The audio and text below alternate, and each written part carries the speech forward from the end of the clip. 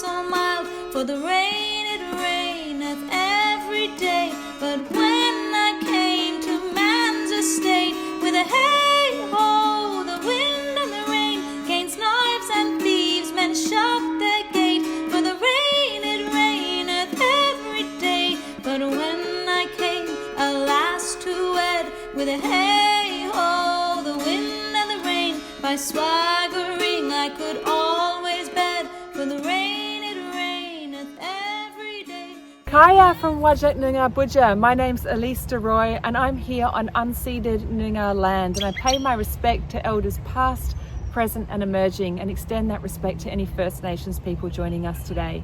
This has of course been a place of learning, performance, poetry and song for tens of thousands of years, and I'm really honoured to be here in such a beautiful location, also joined by our many more than human friends. There's a little honey eater just next to me, I wish you could see. Now, I'm one half of the team of Shakespeare Ecology and Adaptation, a practical guide that has just been released through the Arden Shakespeare.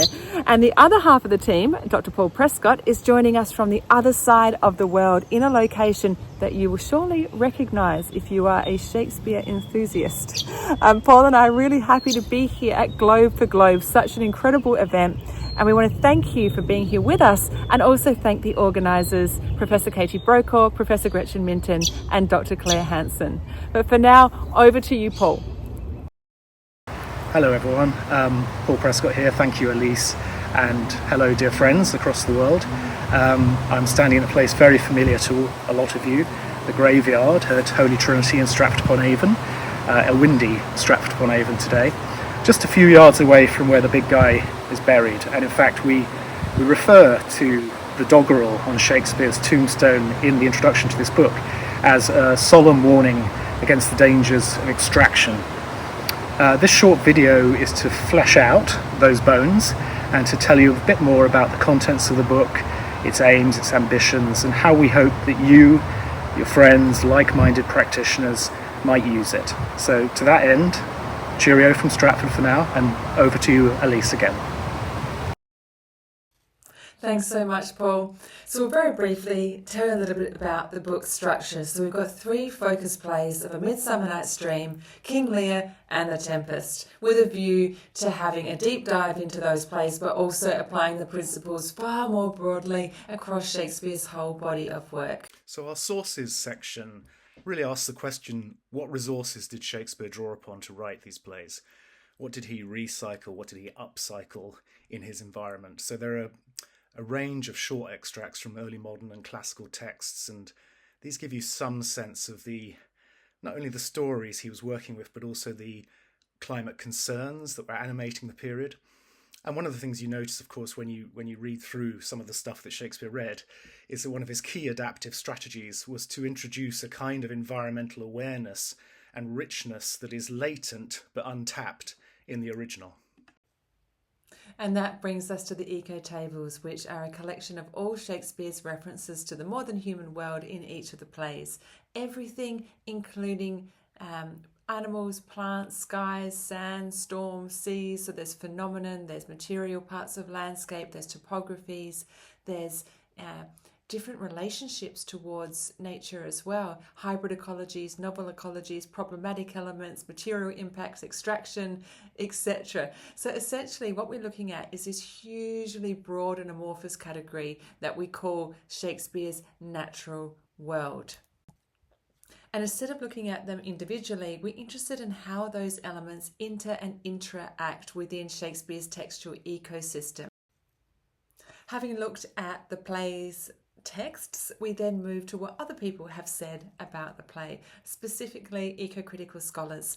So we're providing a survey here of eco-criticism over the last 2+ decades, according to the way in which scholars have sort of organised thematically their interrogations and analyses of each play. So we have organised these into eco-assemblages, which is what we call sort of common themes like post-humanism or environmental justice or ecofeminism, for instance. And alongside those brief synopses of each of the readings, we also have adaptation prompts so that we can try and forge that well, there's already such a strong link between Shakespearean scholarship and practice, but so that we can forge a deeper connection perhaps towards thinking about how eco-criticism can help us think more deeply in terms of scenography and dramaturgy and other adaptation strategies. So some of the things you might expect to find: categories like an eco-feminist dream, an environmentally just tempest, a more than human Lear. So alongside these key texts and perspectives, we've also got a brief history, definitions, summaries, and those adaptation prompts that I mentioned. The adaptations section's primary aim is to offer a kind of smorgasbord of people who've already had a go at adapting these plays in various environmentally conscious ways. The section's secondary aim was to avoid copyright infringement. So we do that in a number of creative ways. Some of the case studies are listed here, but you'll see that it includes accounts by directors and adapters of their own productions. So Rob Conkey's production of King Lear, which he did on campus a few years ago, for example. Provocations from Ross Simon about designing King Lear in an environmentally conscious fashion, but also some sort of classics in a way, like Une Tempête, that was a copyright problem, by Aimé Césaire, which obviously is known as primarily as a post-colonial text or an anti-colonial text, but has massive ecological ramifications and consciousness in that play. So we hope that these case studies, these little glimpses, provide some inspiration for the students and the teachers and the artists who are reading this book. And that brings us to eco-theatre, which is subtitled How to Make Shakespearean Eco-Theatre. But of course there is no one way, and nor should there be. But rather there are strategies that can help us consider the impact of our productions and how we can reach audiences in more meaningful ways. So this section really organises all the kind of key considerations in terms of making Shakespearean eco-theatre in one place. Trying to make it as simple as possible to really encourage people in the rehearsal room, in the classroom, within scholarship, within practice, to think differently about these issues and also help each other as a community share our own knowledges, share our practices, and work together in this time of so many cascading ecological crises.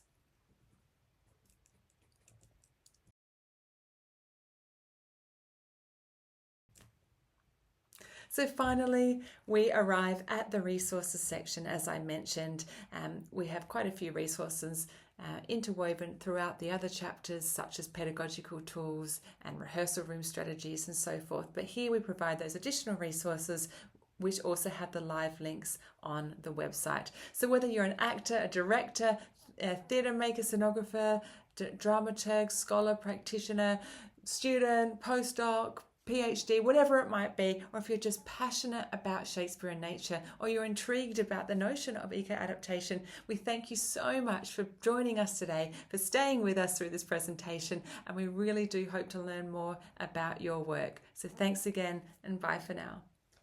Yes, we'll strive to please you every day. With a hey-ho, the wind and the rain. Hey-ho, the wind and the rain. With a hey-ho, the wind and the rain. With a hey